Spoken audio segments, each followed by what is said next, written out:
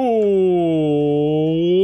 up, everybody? Coach Melfs here, coming at you with a brand new Valorant video. And in this video, we're going to be breaking down how to climb out of low elo with ease. You see, a lot of people like to watch streamers, watch pro play, and try to apply that to their games, and it's just not working and you're not climbing. But I'm going to tell you everything that you need to know to climb out of low elo, start reaching that diamond, immortal, and beyond rank. So do yourself a favor, watch this video until the end, smash the like and subscribe, and then go to the GameLeap website in the links down below for esports guides, psychology guides, in-depth stuff that you won't find anywhere else. We got so much content on the GameLeap website, so do yourself a favor right now and go check it out. But without further ado, let's jump into the video. Now, kicking it off with the first big problem that happens to a lot of players when they play in low elo, but they consistently watch high-level players. They're trying to learn from streamers, and they're trying to play the game correctly, right? Well, there's two separate things that you need to know. You need to know the way that the game is played correctly, understand what is the actual legitimately good strategy, which is like playing in default, not rotating too fast, making sure you have no gaps in your defense, baiting out utility, all of that stuff. And then you have to understand the way that the game is playing out in front of you, and you have to adapt to what is happening. For example, in some of the lower ranks, people just commit to a site and just full rush. They just completely full rush out of nowhere. They don't bait out any utility, but it doesn't matter because the people on the point don't actually use the utility to stop them. And if you don't rotate right away, you're not gonna get there fast enough to ever stop them before they get that spike down, and then you're stuck in like a 2v5 retake scenario, which is just terrible. Now, yes, in a more perfect world, in a higher rank perhaps, things wouldn't have turned out this way. The enemy couldn't have just rushed. You had a lot of time to potentially rotate. In fact, rotating too quickly could have been a detriment because it leaves a lurker room to actually push in, and you're like losing information on the battlefield. But in the ranked environment, or the environment you're in, whatever rank that is, you have to go with the flow. You have to go in with your team. You have to rotate really quickly. You have to rush a point without baiting utility. Whatever the case may be, a lot of times doing the incorrect thing, but together, is going to work a lot more, and you gotta work with what you got. Now, of course, this is gonna change game by game basis, so it's really important for you to adapt and understand that you might be the problem, and you need to kind of resort to the legitimately good on paper playstyles that pro use and high level players use. But in general, understand that every single rank and every single game is gonna have a best way to play, even if it's not the best way to play on paper. Now, the next thing that you might be asking is, okay, if I can't copy what the pros are doing and what high level players are doing, what do I even do? Where do I learn from? How do I apply my knowledge in game to get impact and carry these games? Well, the first thing that you need to understand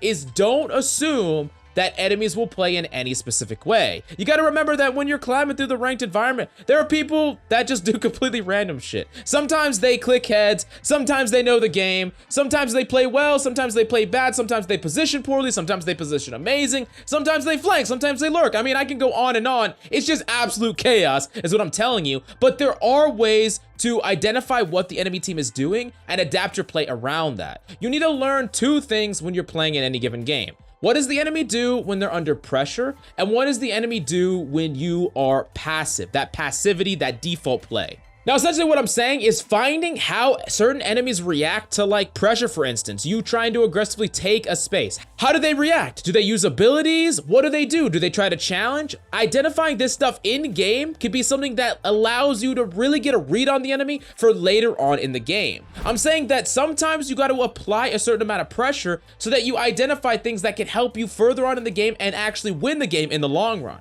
The same thing for passivity. Playing default, what does the enemy do? Do they just try to rush a place? Do they actually try to lurk? Are there certain things you can take advantage of? Because remember, every single enemy and group that you're up against is going to be different, but every single person individually is going to have habits that you can get a read on if you're looking for them in every single game. Now, I'm going to go to the next tip, a more actionable tip that you could take into your low elo games or whatever rank you're in, honestly, and it's just lurk a fuck ton. I'm being serious here, guys. Lurking is completely absurd in ranked. Even in pro play, lurking is really good, and in ranked, it's even better. Without a perfect amount of information, and without consistently playing around rotation and just the way that the game is played as a whole, lurking is gonna get you so many damn kills. Think about it this way. Your team is a team that likes to rush, and most of the time, y'all just push a site, right? Push A, push C, wherever you're pushing. But one time, instead of pushing with your team, you push mid or lurk up mid. You don't give your enemy any LOS, and you just creep up.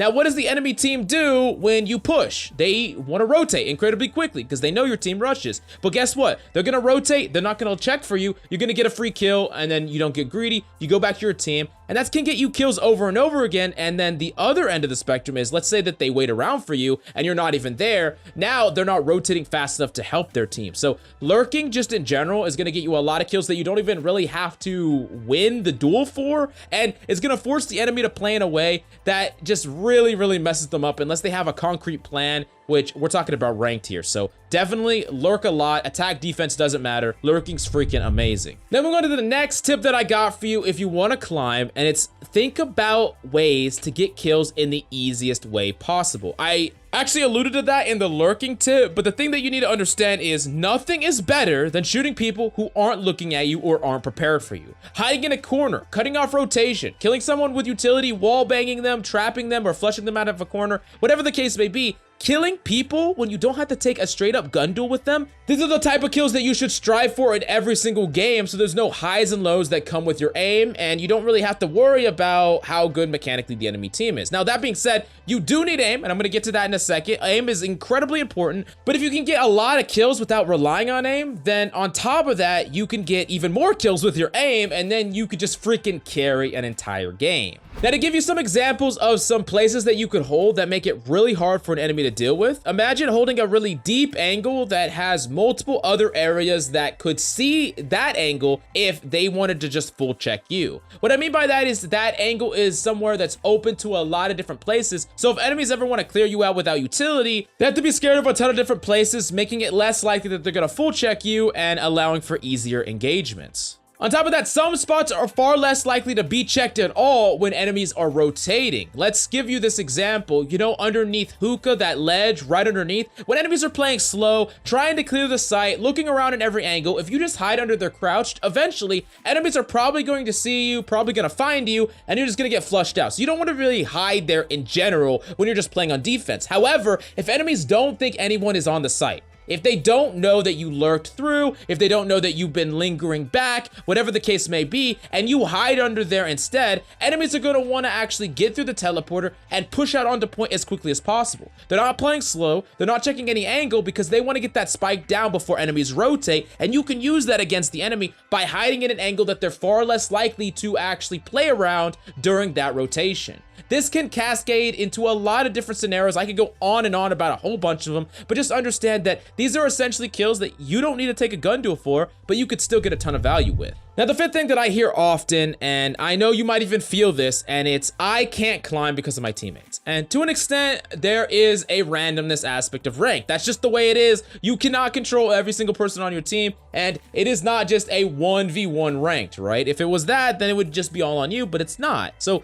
that just means that you don't have enough impact to carry every single game. It's just impossible. Now, that doesn't mean that you should give up or not try. That just means that you need to understand your responsibility as the difference maker. At the end of the day, there are going to be random variables of people bringing random amounts of impact to the game. And sometimes it's going to be a lot, and they're going to freaking carry you. And sometimes it's going to be nothing at all, and they might be borderline throwing. But if you are consistently the person who is making the difference in games, you're consistently the person that if you were on any team, out of 10 random people, whatever team you're on, you are the unfair advantage. That is the true way that you climb, because then every time you're on a team, you just have a higher chance of winning. And that's just plain and simple the way it is. Now, not every time, but the majority of the time. Another thing that you should do with teammates is have clear, concise, and direct communication, but highly suggest insta-muting and insta-chat muting any toxic or passive-aggressive players. Not worth tilting you out. If they're not being helpful in comms, they're not worth listening to at all. Now, the last and final thing that you need to do if you want to climb to the higher ELOs, and it's pretty simple, and you're going to say, hey, just click the heads, but really, you got to out-aim everybody.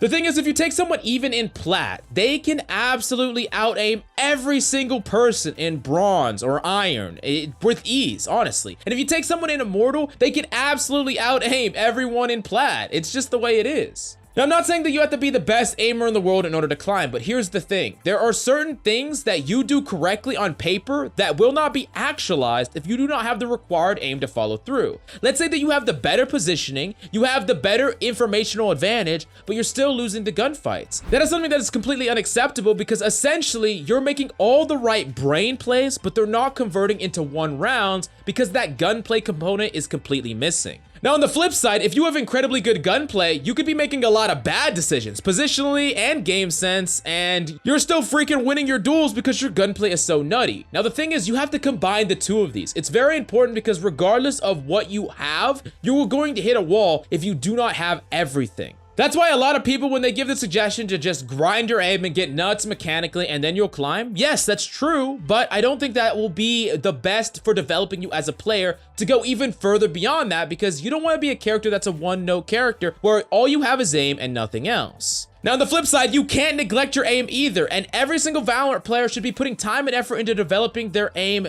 every single day. And of course, if you want to know tips and tricks on how to develop your aim, we have tons of in-depth guides on the YouTube channel and on the GameLeap website in the links down below. High-quality advanced guides give you everything that you need to climb from one rank to the next and give you targeted tips for every single rank. Do yourself a favor, go check it out in the links down below. But I hope you enjoyed the video. If you have any questions, definitely let me know in the comments down below. I love your faces. I'm Coach Mills, and I'll see you tomorrow.